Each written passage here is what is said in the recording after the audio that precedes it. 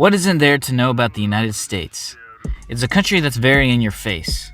It's probably the most famous country of all time, and there's not many like it. Or is there? Yep. Today we're gonna find the USA of each continent. But you already know we're gonna have to set those ground rules, and I'm gonna comprise them into 3 boxes. Box 1, global influence. Think military power, diplomatic contributions, and a strong economy.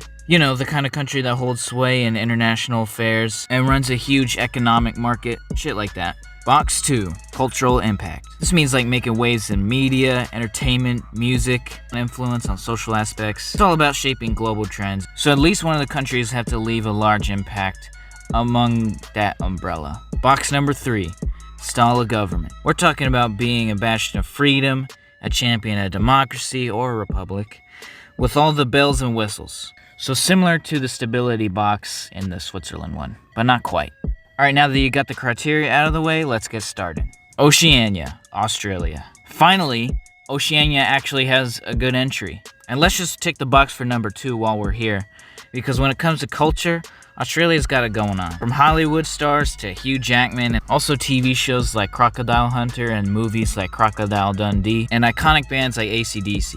The Australian impact on the music and entertainment industry is undeniable. And they even have rednecks. They're called bogans, but I don't know. I read a couple sources and they say that's offensive, so let's just fucking move on. We can also take box 3. Australia's got a strong democracy. Although it's still connected to the British Crown, still for the most part, a democracy system similar to the United States. And they even have their own federal district similar to the United States. So yeah, pretty easy tick. And maybe the weakest tick is box number 1, but it still applies pretty well. Australia may not have the strongest military firepower as the US, but it's a crucial player in the Asia-Pacific region, and it contributes to global peacekeeping efforts and stuff like that. The economy is very strong, probably the strongest in its area, and basically anything that happens in Oceania, Australia is going to get involved in some way. Similar to the United States, how it gets involved with basically everything that's in the Americas. Overall, Australia is a pretty good fit. Asia, Japan.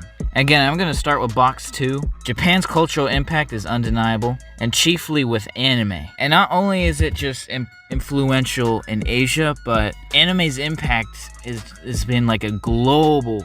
I mean, what country can you think of that doesn't watch anime? I mean, it is crazy how much that has grown.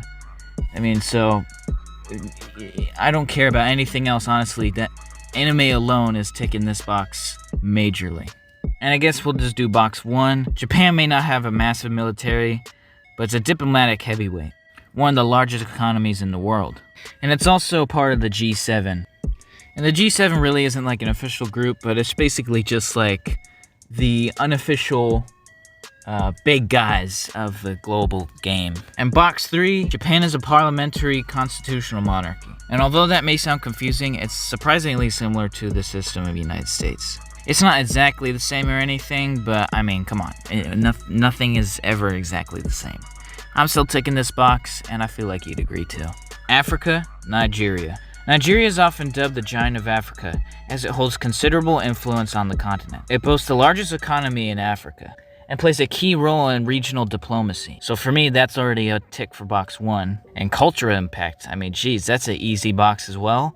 Especially nowadays with Rima. If you haven't heard that song yet, I'd definitely recommend it to you. And not the one with Selena Gomez. She ruins it. She's whack. But yeah, Afrobeats have really been coming through, definitely thanks to Nigeria's impact. But also a quick honorable mention to Nollywood, which is Nigeria's version of Hollywood. And I read some articles saying that it's the second most productive movie industry in terms of like by number movies. You know, it's a bit of a quality over quantity dilemma, but still, I mean, I'm sure some of them have to be good, right? Right. And box 3 is also actually a pretty good tick. Nigeria operates as a federal republic with a democratic system. Now, you know, it doesn't quite work that well. There's quite a lot of corruption in Nigeria, but, you know, I mean, come on. I feel like I'm going to be saying this a lot when I do these videos, but there's not many countries in Africa that aren't at least more than halfly corrupt. So I'm going to have to offer it some wiggle room in that regard. And now for the big one. Europe, the United Kingdom. So box number 1, this is probably the strongest tick for box number 1 in the whole video. The UK is known for its historical empire and still wields global influence because of it. Its economy is one of the largest in the world, and that's why it's also part of the G7, that group that I mentioned earlier. It plays a large role in diplomatic groups, so many for me to not even list, but I'm sure that Bryce has some on screen to show. And it also houses a powerful military, right? I mean, again, not as big as the United States, but I don't think anyone's really comes close to the US. So yeah, easy tick. Box number 2. The UK's cultural contributions are probably, again, some of the strongest in this whole video. From historical impacts to like Beatles and Shakespeare, modern ones like Ed Sheeran. I mean, say what you want about him, but he's made a fucking impact. I mean, Christ. Also, as well as UK drill, like that's really entered the UK. I mean, that has also entered the public view for the United States, which is, you know, saying something because we usually just consume our own stuff. Artists like Stormzy and Skepta and stuff like that. And box number 3, style of government. So this one's like kind of cheating in a way because the United States government was kind of shaped around the UK's government. Is it sort of like a chicken that laid the egg here? Like, has the UK become more American or has the United States become more British? Wait, you decide. Probably the former. But you know, yeah, democracy, yada yada. I mean, the box number 3 is so boring. I hate elaborating on it. And that's it. Those are the 4 continents. I'd say in order of accuracy, something that first off I forgot to do in the Belarus video. I didn't rank them in accuracy. At the bottom, I'd have to say Nigeria. Japan in 3rd, Australia in 2nd place, and the UK in 1st place. Yeah, I know, it's pretty predictable, but I mean, it's undeniable the similarities. There's probably a bunch of other stuff that I forgot to mention, or just maybe I didn't have time to. I kind of want to make what I do a bit more brief, just to maybe, so I can produce them more quickly and stuff like that, because, you know, these aren't easy to make. You got to do a lot of research on them. So apologies if I made them a bit too brief. Oh, and also, shout out to Bryce. Bryce has done an amazing job.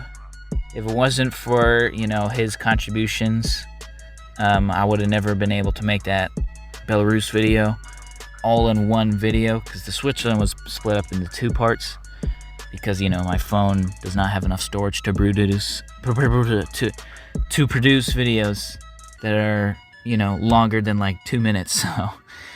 So thank you to Bryce. He's still doing all the editing. And yeah. See you next time, man.